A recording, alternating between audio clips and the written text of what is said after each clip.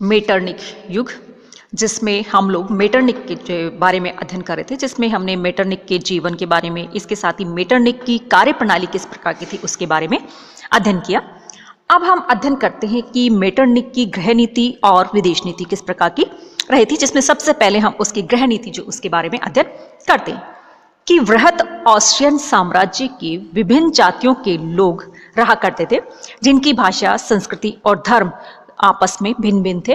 और अतः इसीलिए मेटरनिक जानता था कि साम्राज्य का विकास राष्ट्रीय आधार पर कभी नहीं हो सकता, क्योंकि यदि राष्ट्रीयता को प्रोत्साहन दिया गया तो साम्राज्य छिन्न भिन्न हो जाएगा। अतः ऐसे बहुजातीय साम्राज्य की अखंडता बनाए रखते हुए शासन करना निश्चित रूप से कठिन काम था।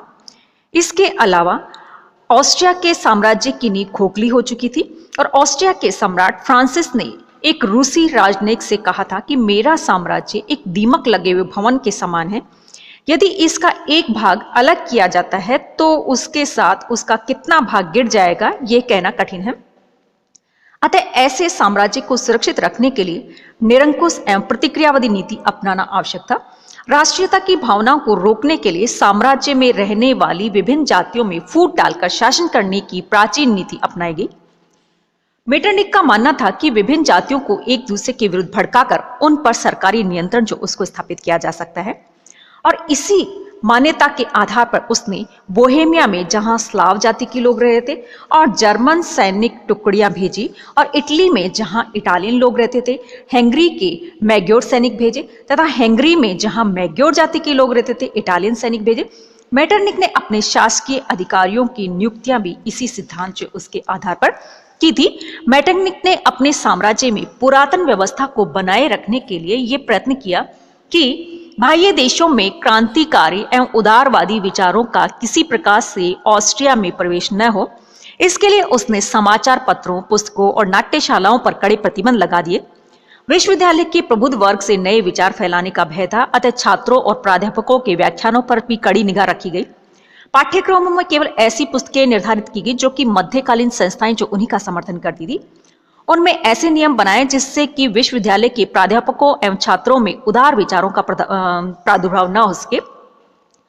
विद्यार्थियों के संगठन पर पाबंदी लगा दी गई तथा शिक्षा प्राप्त करने हेतु विदेश जाने पर भी प्रतिबंध लगा दिया गया, और कोई भी पुस्तक अथवा पत्रिका विदेश से नहीं मंगाई जा सकती थी, और कोई भी व्यक्ति सरकारी अनुमति के बिना देश से बाहर नहीं जा सकता था, और न ही विदेशी व्यक्ति साम्राज्य में प्रवेश कर सकता था। साम्राज्य की शिक्षण व्यवस्था प्रतिक्रियावादी धार्मिक संस्थाओं के अधीन कर दी गई।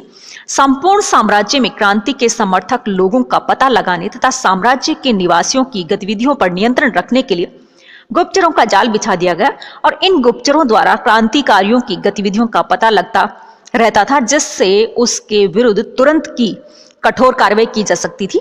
यदि कहीं भी थोड़ी सी उदारता या क्रांति की झलक दिखाई पड़ती तो वहां नियंत्रण कठोर कर दिया जाता था। राष्ट्रीय भावना का दमन करने के लिए नागरिकों को राजनीतिक अधिकारों से वंचित रखा गया। यद्यपि साम्राज्य में स्टेटस जैसी कुछ प्रतिनिधि संस्थाएं थी, किंतु उन्हें केवल कुलीन वर्ग का ही प्रतिनिधित्व तथा उन्हें किसी प्रकार का राजनीतिक अधिकार नहीं था। मेटरनिक विदेशी व्यापार को प्रोत्साहित करने के भी पक्ष में नहीं था। इसके लिए उसने भारी टैक्स, यानी कि जो टैक्स होता है उसके ऊपर वो लगाया, और जिससे ऑस्ट्रिया का विदेशी व्यापार बिल्कुल नहीं के बराबर हो गया। यद्यपि ऑस्ट्रिया पूरी तरह से कृषि प्रधान देश था और कृषि की भी कहा जाता है कि इसमें उपेक्षा की गई। ऑस्ट्रिया में इस कर प्रणाली इतनी दूषित थी कि अधिकांश करों का भार जनता को ही वहन करना पड़ता था। इस प्रकार से मेटरनिक ने साम्राज्य में पुलिस, राज्य तथा निरंकुश शासन की स्थापना कर दी, और उसकी यह व्यवस्था 1848 तक सफलतापूर्वक चलती रही कि 1830 की फ्रांसीसी क्रांति का ऑस्ट्रिया पर कोई प्रभाव नहीं पड़ा।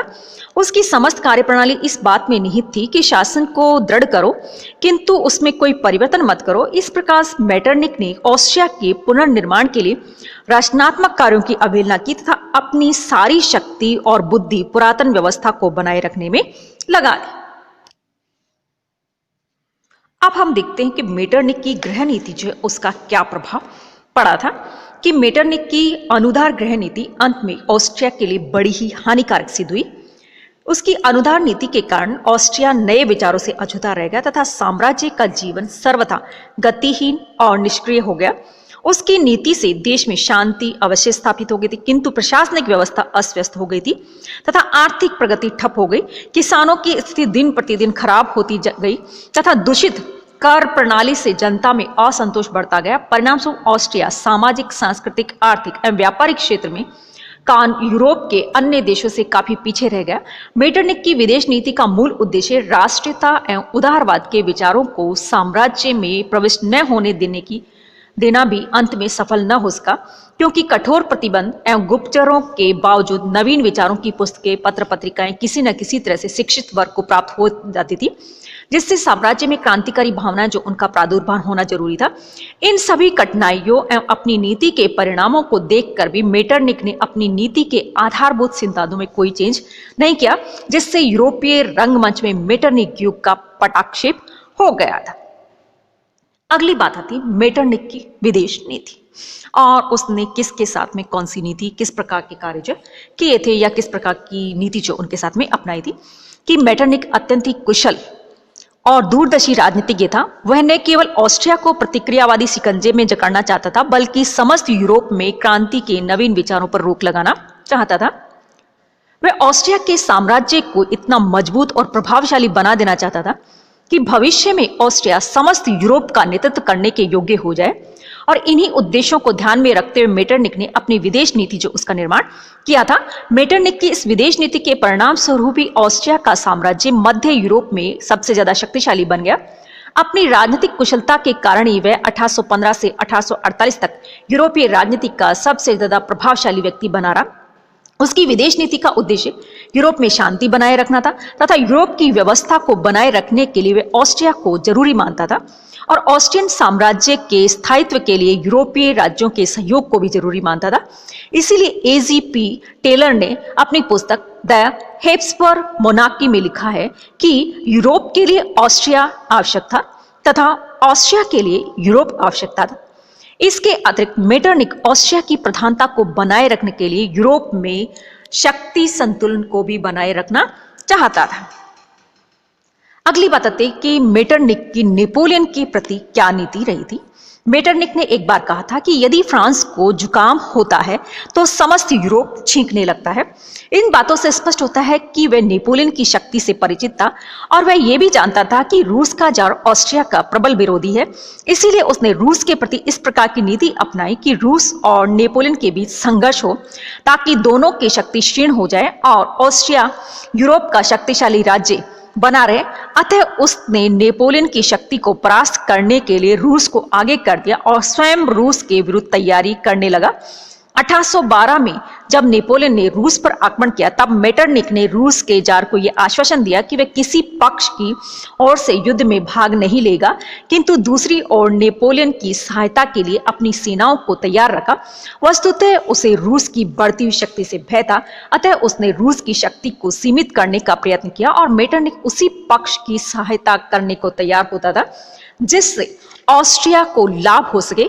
इसीलिए वह हमेशा विजयी दल जो उसकी सहायता देने के लिए तैयार रहता था और नेपोलियन के विरुद्ध मित्र राष्ट्रों का सशक्त गुट देखकर उसने लाउपजिंग के युद्ध में मित्र राष्ट्रों का साथ दिया तथा नेपोलियन को परास्त करने में अपनी महत्वपूर्ण भूमिका अदा की थी, जिसमें नेपोलियन को परास्त करने का श्रेय जो कि रूस को प्राप्त होने वाला था स्वयं ने प्राप्त कर लिया।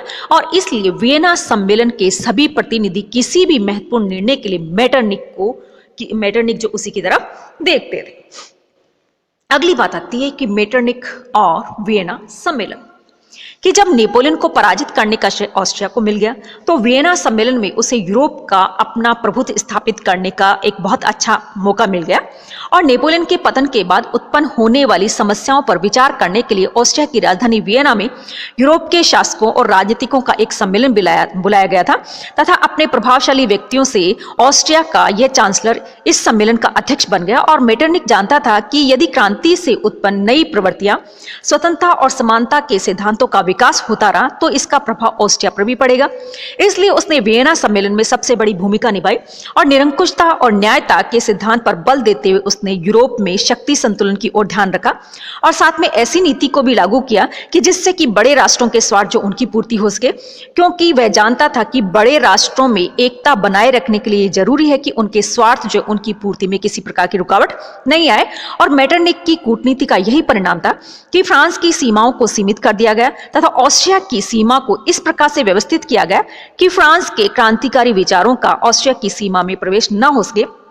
उसने यूरोप के अधिकांश राज्यों की सीमाओं को वैसा का वैसा बनाए रखा, किंतु ऑस्ट्रिया की सीमाओं को बहुत ज्यादा बढ़ा दिया और रूस के जार अलेक्जेंडर प्रथम तथा प्रशा के सम्राट पर उसका जादू छाया रहा। और वियना सम्मेलन में उसने जर्मन राज्य का संघ बनाया, किंतु इस संघ का प्रधान पद उसने ऑस्ट्रिया के सम्राट को दिलवाया। और वियना सम्मेलन के निर्णयों ने मेटरनिक को काफी अंशों में प्रभावित किया, जिससे यूरोप के सभी कूटनीतिक ऑस्ट्रिया को बड़ी प्रतिष्ठित दृष्टि जो उससे देखने लगे और मेटरनिक ने यह स्थिति वियना सम्मेलन में अपने प्रभाव जो उससे प्राप्त की थी।